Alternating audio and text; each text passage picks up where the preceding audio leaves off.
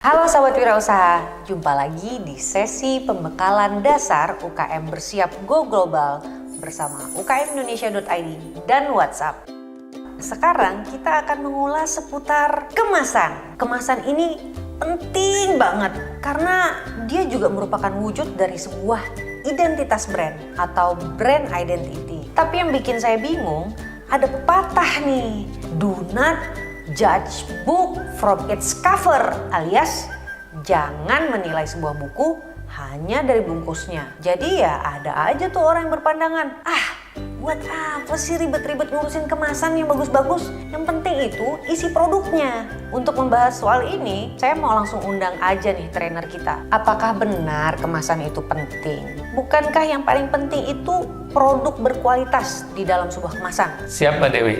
Bayangkan kalau sahabat ekspor jalan-jalan ke toko retail atau swalayan, lalu ketemu dua produk ini di raknya. Jenis ikannya sama, beratnya sama-sama 250 gram. Yang mana yang Mbak Dewi pikir akan lebih mahal harganya? Ya kalau jujur ya yang nomor satu sih. Tuh, Mbak Dewi bisa jawab sendiri kan? Memang ada konteksnya bahwa benar itu jangan nilai buku dari sampulnya. Tapi kalau untuk konteks kita marketing, jelas tidak bisa. Untuk masuk ke pasar ekspor dan retail di negara-negara maju tujuan ekspor, kemasan menjadi ujung tombak, terutama untuk produk makanan dan minuman. Keamanan pangan menjadi syarat mutlak dan tidak bisa ditawar. Kemasan bukan hanya baik dan cantik, tapi harus benar sesuai standar global. Kemasan yang mempunyai informasi produk dan unsur traceability-nya yang bisa masuk ke pasar retail. Traceability ini ya salah satunya menyangkut hal yang Mbak Dewi bilang tadi, soal risalah produk, siapa yang produksi, dari mana produknya, lalu siapa yang mendistribusikan. Kalau masih kirim eceran yang people to people,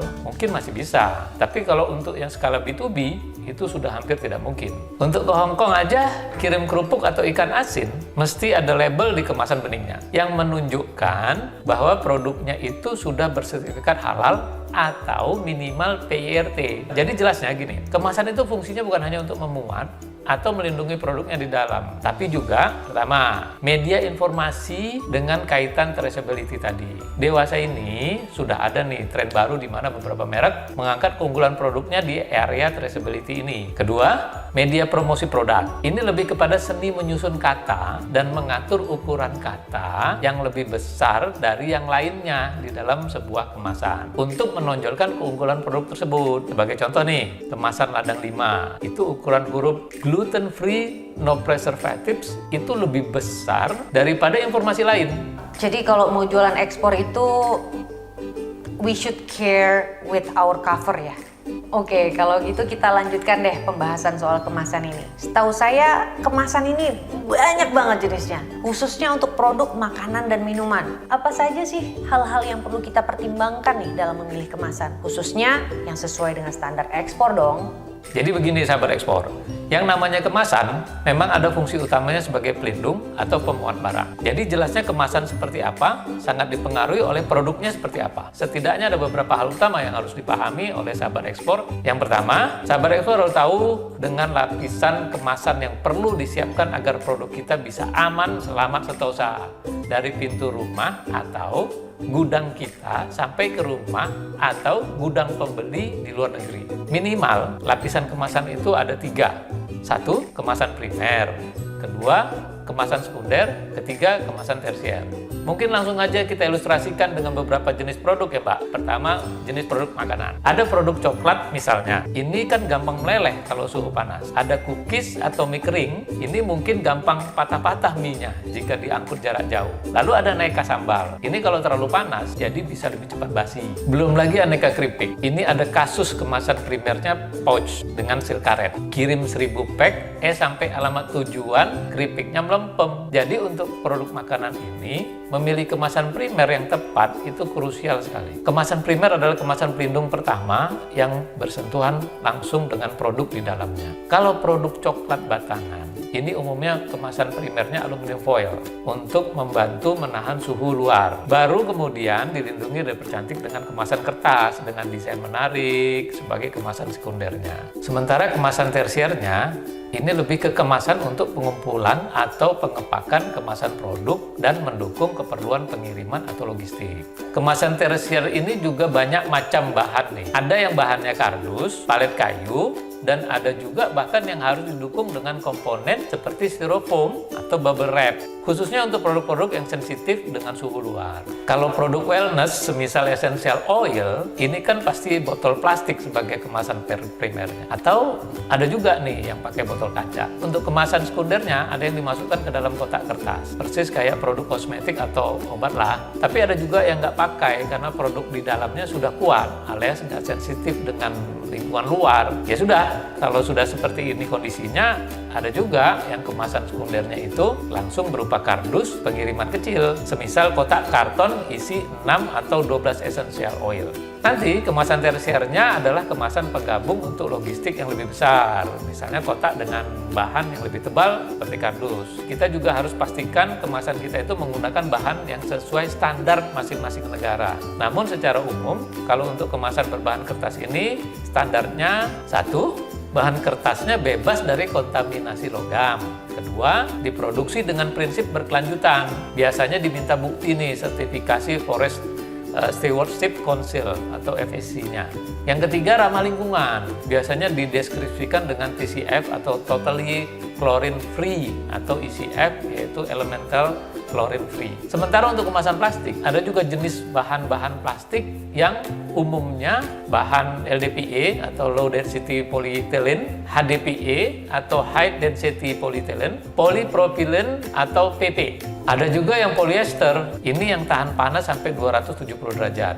Untuk jenis makanan jadi yang bisa dipanaskan dengan microwave, biasanya pakai bahan ini. Masing-masing produsen harus paham dengan karakteristik produknya. Konsultasi juga dengan ahli kemasan jika perlu, agar tidak salah pilih. Betul Bang, tapi masih kepo nih Bang. Kalau furniture gimana Bang? Untuk furniture yang tidak knockdown atau bisa dirakit, biasanya dilapisi atau dibungkus sesuai dengan karakter bentuknya pakai kardus. Hal ini untuk menghindari gesekan atau benturan dengan produk lainnya atau dinding kontainer. Sedangkan untuk produk furniture dengan campuran bahan lain seperti besi atau logam, biasanya dibuatkan rangka pelindungnya untuk menghindari benturan yang dapat membuat produknya lecet atau bengkok. Makanya untuk furniture ini kalau bisa dipreteli dulu. Yang penting untuk identitas produknya jangan lupa berikan label. Kalau produk kita kosongan tanpa identitas label, nggak bisa masuk.